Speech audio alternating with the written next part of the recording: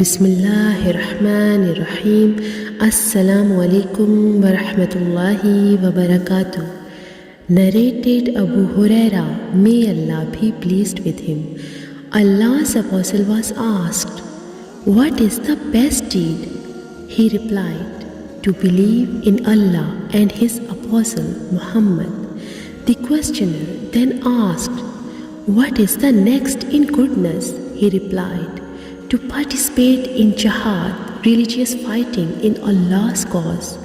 The questioner again asked, "What is the next in goodness?"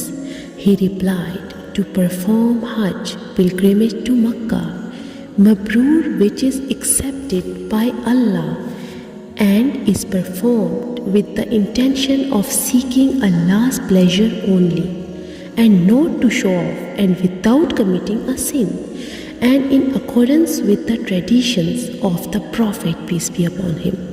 Jazakallah. Subscribe to our channel to stay connected. If you like our videos, then like and share them. And don't forget to press the bell icon to get notifications of our new videos. Thank you.